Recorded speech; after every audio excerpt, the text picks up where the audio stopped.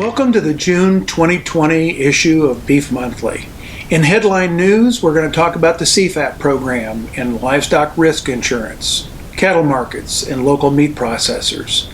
In the consumer-focused Ask Dr. Ron segment, we're going to talk about the expectations for freezer beef and how much product can you take home.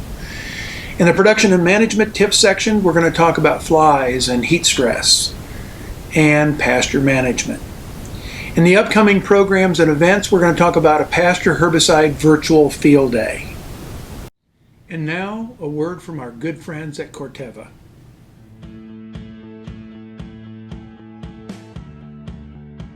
Your land is more than a business. It's a heritage that has been passed down from those who tended it before you, by those who shaped it, changed it, and cared for it. Your land has a legacy, one that you carry on, but also one you build on. At Corteva Agriscience, we are the stewards of a lasting legacy. We have a responsibility to Dow AgroSciences to maintain the relationships and trust they built, and to build upon those foundations, to help you care for your land, to provide innovations that help you protect the hard work and investment you've poured into it, to help you build a legacy that can be passed on for generations to come. Corteva Agriscience.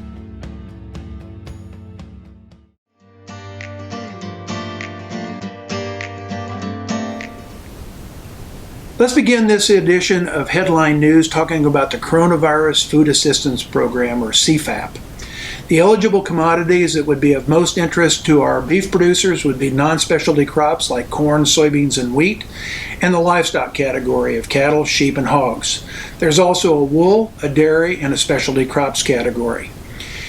CFAP program is accepting applications from May 26th to August 28th. You can apply very easily in your county extension FSA office, and for the livestock category, there's 3 easy forms to fill out.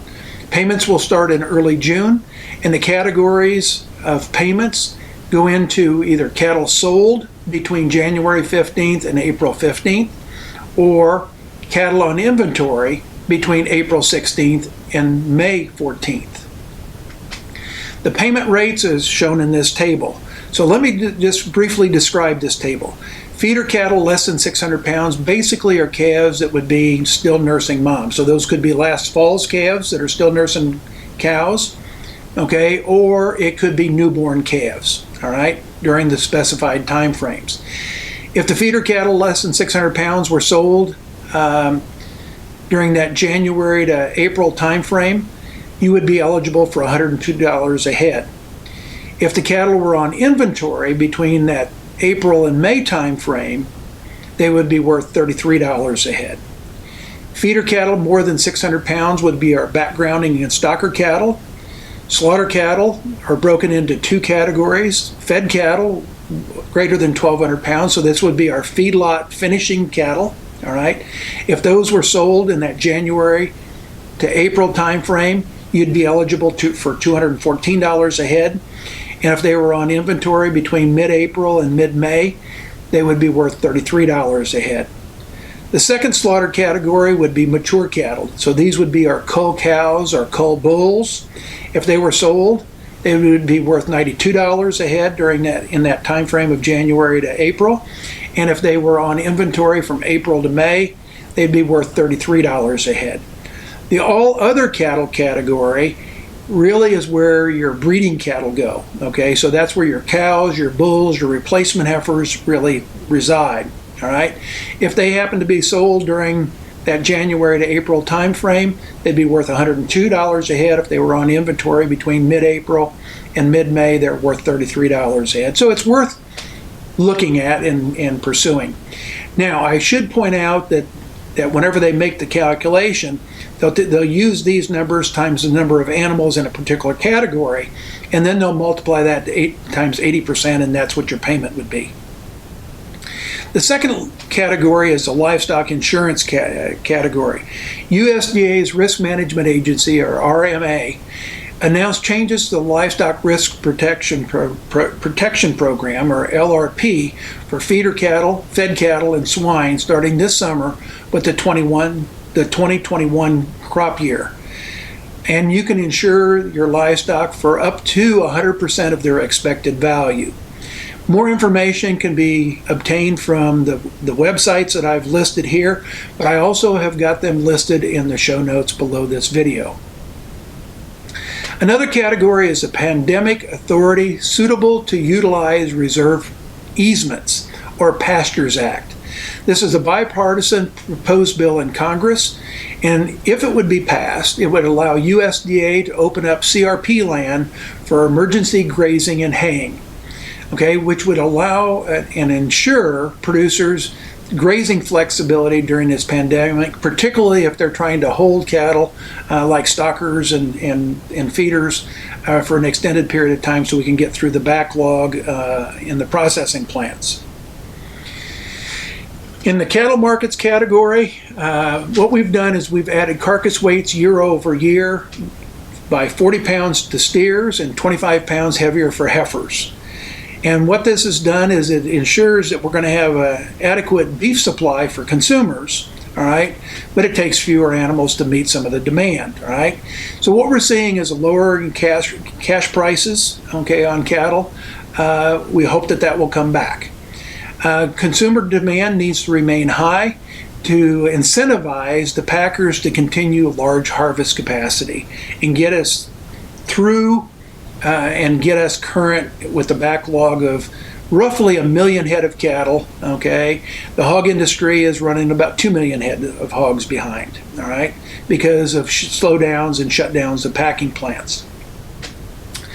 Last week, nationwide, and so this is across beef, pork, and poultry, the packing plants were seeing 30 to 50% absenteeism, okay?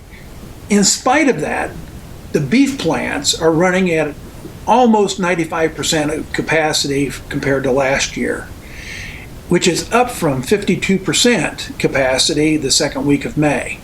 We're currently harvesting about 660,000 head of cattle per week, and the way they're doing that, okay, is by adding a Saturday harvest kill date. So they're working 6 days a week instead of the typical 5. The other thing that the packing plants are doing is they're trying to reduce those extra labor products. In other words, products that require a significant amount of knife time. So this could change what's available in the grocery store. So we may see more bone-in product, and we may see more what we call wholesale cuts instead of retail cuts that would either have to be cut in the store or taken home and finished cutting. The Department of Justice has subpoenaed the Big Four packers, and technically it's not really a subpoena, it's an investigative demand. And those were sent out earlier this month to the 4 major packers of Tyson, JBS, Cargill, and National Beef, which process about 80% of the beef that we use for U.S. consumption. And the issue is the potential for antitrust violations. And it stems from 2 different issues. Number one is the August fire in the Tyson Feeney County facility and the COVID-19 pandemic. And where in both cases, producers were offered low cattle prices, but the wholesale beef prices were high. And so the disparity is really where the antitrust violations potentially may arise. And so this is being investigated. On a related matter, local meat processing plants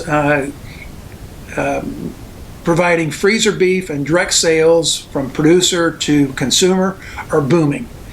Some producers have really capitalized on this opportunity, all right?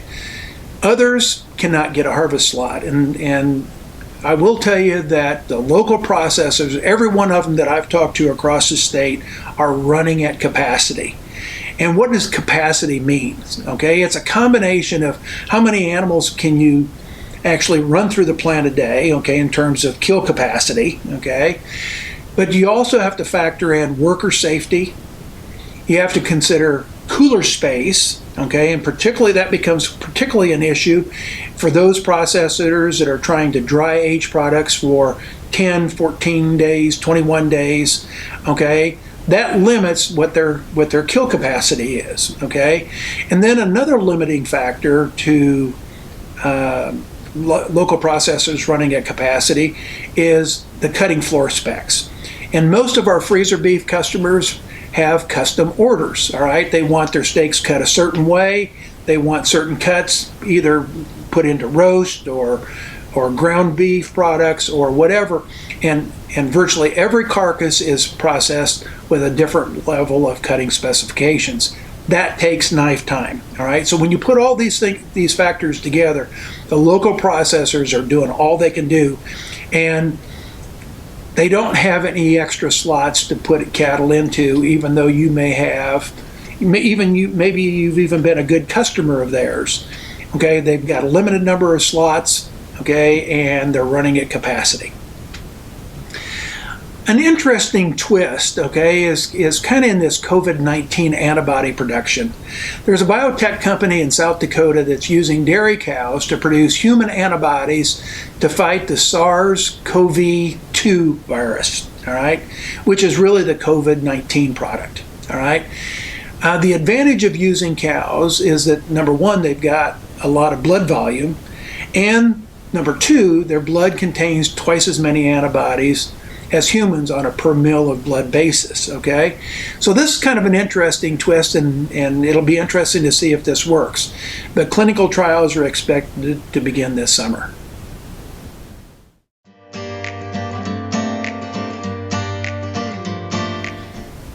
In this month's production and management tips, we're going to talk just a little bit about fly control. Okay, we're in the fly season, and obviously flies can transmit pink eye. And so fly control is important from both not only the animal comfort, but also from the pink eye control, which can be a pretty significant problem for the animals. Mowing pastures, okay, is a second category. Okay, that allows these plants to stay in a vegetative growth stage instead of the reproductive growth stage, which is really a lower quality. Vegetative is higher quality.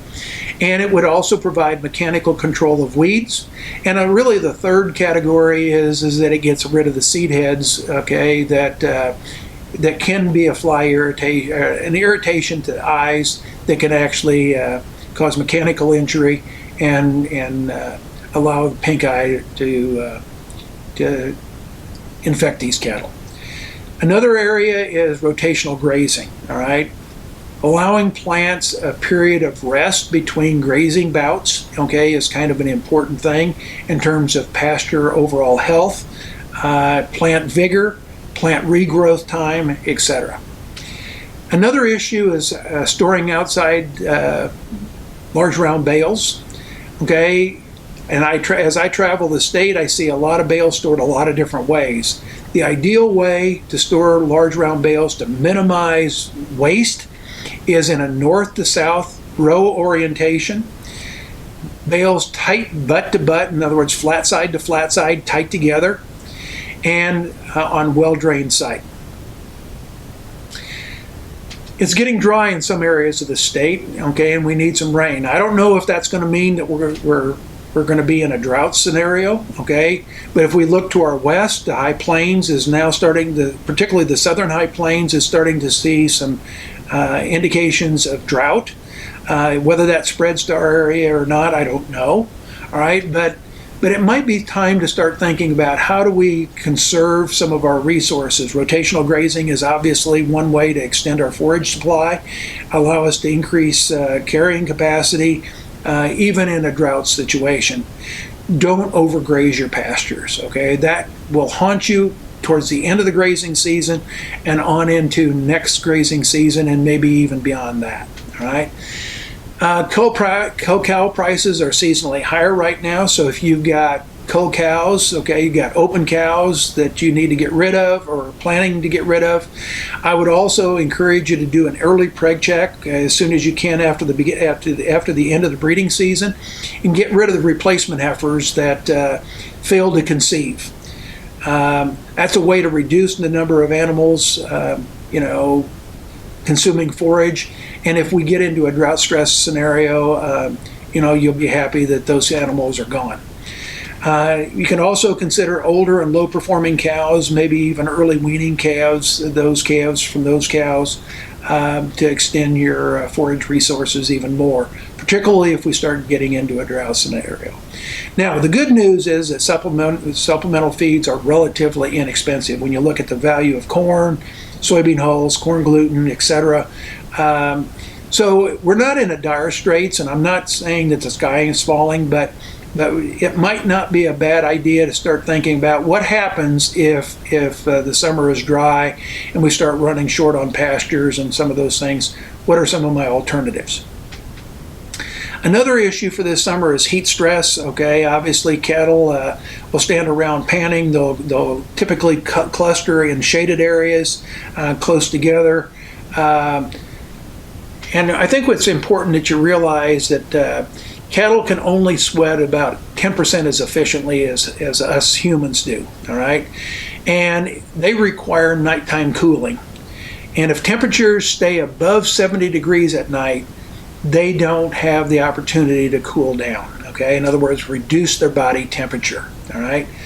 When the daytime high temperature hits, let's say I was watching the news and it suggested that the daytime temperature for tomorrow was going to be 90 degrees at 5 o'clock. All right. Well, 90 degrees at 5 o'clock means that it's going to take 6 hours for those cattle to start to dissipate all of their excess heat, come back to a normal body temperature. That means that's about 11 o'clock at night. All right. If the temperature stays above 70 degrees, all right, they're not going to be able to dissipate all that heat. And so they can't get out and recover from heat stress. Now, some of the factors that add to the heat stress scenario is how much body fat these cattle have got. So heavy body condition score cows, or in particularly feedlot cattle that are approaching being market ready, okay, those fat cattle, if you will, all right. Another category of cattle that are subject to heat stress are black-hided cattle. Black hides attract heat. Light color hides reflects heat and sunlight, okay, and then the amount of hair that the cattle have got. If they haven't completely shed their winter hair coat, okay, the cattle that have significant amounts of hair are going to be more prone to heat stress than the cattle that have already slicked off. Now, don't forget humidity, all right? So here in Indiana, in the eastern Corn Belt, humidity and temperature kind of go together. All right, so it's the temperature-humidity combination that causes heat stress, and that's an important thing to remember. In the feedlot, we have fatigue cattle syndrome. Typically, these are black-hided cattle that are market-ready in a really hot day, a hot environment. All right, those cattle will be slow to move. Okay, they become very lethargic, and sometimes those cattle will lay down, and you just almost can't get them back up again. All right, so again, something to think about. Now, how do we minimize the effect of heat stress? Providing shade, providing good airflow, in other words, keeping cattle away from windbreaks, for example, okay, so that they get some ventilation, making sure that cattle don't stack in the barn, okay, without good airflow. Cool, clean, abundant supply of water. These cattle are going to drink a lot of water. Between 70 and 90 degrees, they will double their water consumption. All right. Low stress animal handling is another issue if you're going to be working cattle. Ideally, we would work cattle before 8 o'clock in the morning, and we'd keep them in the handling facilities for no longer than 30 minutes because they're going to be confined. Heat's going to transmit from animal to animal, and temperatures are going to rise along with humidity in that area. All right. For those of you that are sending cattle to a packer, okay, ideally we would like cattle to arrive by 7 o'clock in the morning to the packer. That means that you might need to be loading cattle in the middle of the night to make that time frame work. But that would be the lowest stress on the animals. Another area of minimizing heat stress, particularly in the feedlot, would be to reduce how much feed you put in the feed bunk in the morning and increase it in the amount in the late afternoon. So one of the rules of thumb is feed 30% of the ration in the morning, 70% in the late afternoon. Ideally, that late afternoon would be 2 hours after peak daily high temperature. Another thing that can help a little bit by minimizing heat stress is the addition of ionophores in your rations. So Rumensin, Bovatec are examples of that. That helps regulate feed intake a little bit, helps in liver abscesses, helps in a couple different ways. MGA is a second product, okay, and this would be for feedlot heifers, all right, to keep them from coming into estrus or heat, and the riding behavior that's associated with heat activity or estrus behavior. And when you start increasing that level of activity, heat stress becomes more of an issue. For more information on heat stress, I've listed on this slide several references that you can go to. I've also listed those in the show notes below.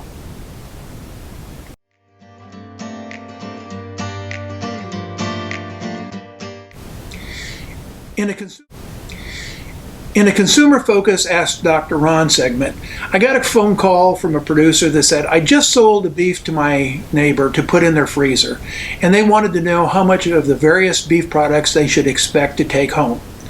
I didn't have a good answer for their question. Could you help me out?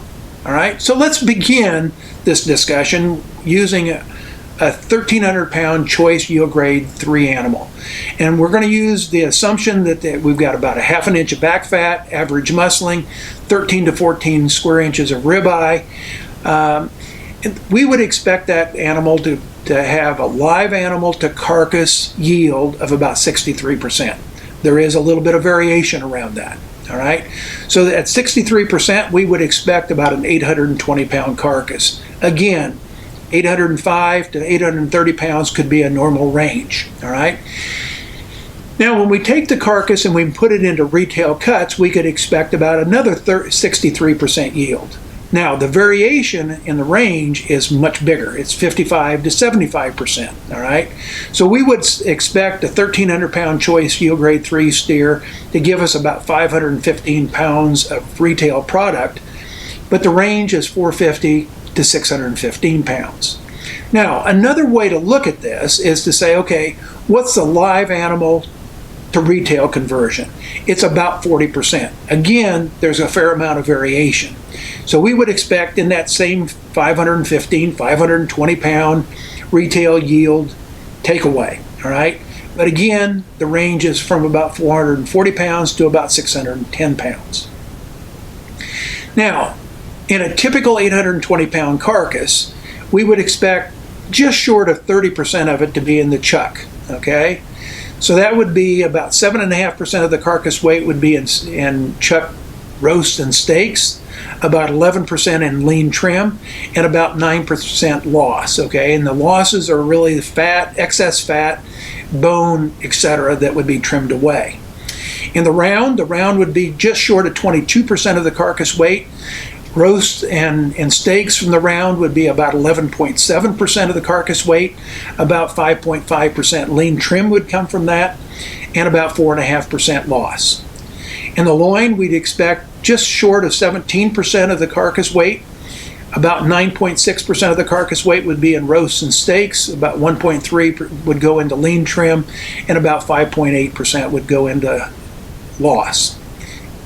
Ribs would be just short of 10% of the carcass weight, about 5% roasts and steaks, the carcass weight, about 1.7% would go into lean trim, and about 3% would add to the loss category. And then in the miscellaneous category, we'd have about 24% of the carcass, okay? About 9.5% would be lean trim, and about 14.6% would be losses. And those losses would include excess fat, not used in hamburger, bone, kidney, liver, tongue, oxtail, etc. All right? So the total take home of an 820 pound carcass would be about 275 pounds of roasts and steaks, about 240 pounds of lean trim, and about 305 pounds of loss, okay, of bone, etc. So the take-home product is roughly 63% of the carcass weight and about 40% of the live weight. Now, there could be some variables, all right? Animal weight is an indicator of animal finish, all right? Animal composition, how much muscling it has. Dairy animals are going to provide less take-home product than beef animals because their lean-to-bone ratio is lower, all right? They got more bone to lean ratio. Back fat is an indicator of carcass fat content, and so if we get super fat cattle, okay, coming in with significantly more than half an inch of back fat, there's going to be a lot of excess fat trim, okay, that's going to come off of that carcass and not being a take-home product. Dressing percent is an indicator of fat and gut fill, so if we're using live animal to take-home product calculation, okay, if the animal was just drank 5 or 10 gallons of water, had just had a full meal, all right, obviously that's going to come off with the GI tract and it's not going to be reflected in carcass weight. So that 40% live to retail conversion is going to be off. Marbling is an indicator of carcass quality, obviously. Animal age, okay, really relates to animal tenderness, and we talk about amaturity cattle being less than 30 months of physiological age. Another variable is how you ask the processor to cut your product. Okay, are you going to do a bone-in or a boneless product? In other words, are you going to have New York strips and fillets, or are you going to have T-bones and porterhouses? All right, that bone weight is either going to go in the barrel or it's going to go home in your freezer. All right, so realize that that's a variable. Whether you add the tongue, liver, heart, oxtail to your take-home product, or a lot of consumers say, I don't want that product, and so it oftentimes goes into a soup kitchen or a food pantry. What do you do with the brisket, the flank steak, the roast, the short ribs? Are those going to be knife time, okay, to trim them up, or are those going to go into hamburger, all right? And what percent lean do you want in your hamburger? All of those things are going to be a variable in how much product you take home, depending on your cutting instructions. So the bottom line is that the take home can be variable based on many factors, but we would expect roughly 63% of the carcass weight would be in take home product, or roughly 40% of the live weight going home in take home product. In upcoming programs and events, I've asked Dr. Keith Johnson, Extension Forage Specialist from the Department of Agronomy, to join me to talk about a virtual Pasture herbicide field day planned for late summer and early fall. Hi, I'm Dr. Ron Lemonager, Beef Extension Specialist at Purdue in the Department of Animal Science. And with me, I've got Dr. Keith Johnson, the forage agronomist. And we're standing out here actually it's a winter dry lot at Scholler Farm, and we had the opportunity to work with one of our friends, the Corteva group, on some herbicide treatments of weeds. And our plan is to do a virtual field day later this fall, late summer, early fall. And Keith, let's talk a little bit about what we're doing. Okay, we've got a few treatments. We sure do, and this is a challenging area. As you say, it's an area that's a winter lot, so it has extreme challenges with weeds. So this is an opportunity for us to look at the control of some of the weeds that we do have here, and you can see in the background that we're getting some very effective control of Canada thistle. Is probably what you're seeing the most in this particular shot. But the products that we are using are Milestone plus 2,4-D, a product called Brash, which is a mixture of 2,4-D and dicamba, Proclova, which is a new product potentially coming on the market, Duracor, and also then a product called Grazone. And then of course we have our control where we did not spray any herbicide whatsoever. Keith, we're doing a lot of picture taking and all those kinds of things. So let's talk a little bit about what producers, when we do our virtual field day, what they might be able to expect in terms of documentation of how this thing was working. Yeah, I think this is one of the strengths that we've been doing with spending quite a bit of time out here with different people. But some of the things that we're doing, we're taking drone imagery on a weekly basis.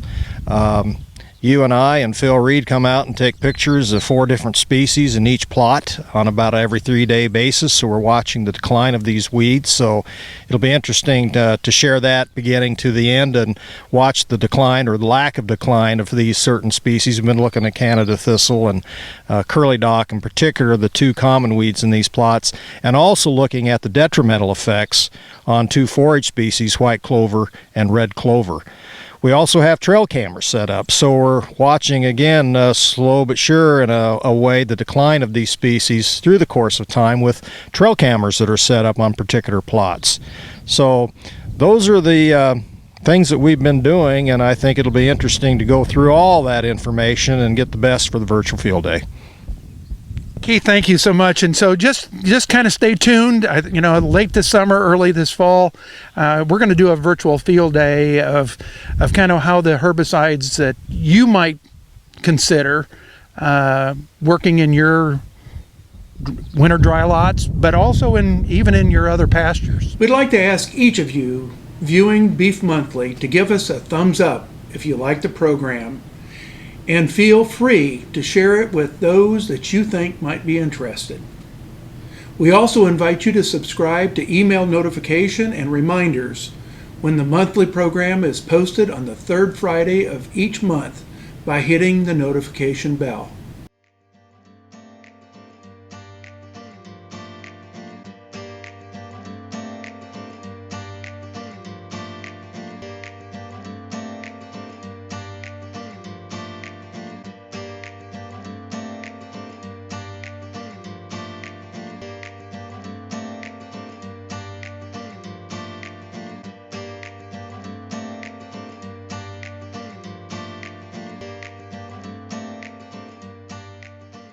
This presentation was a production of the Animal Science Department at Purdue University.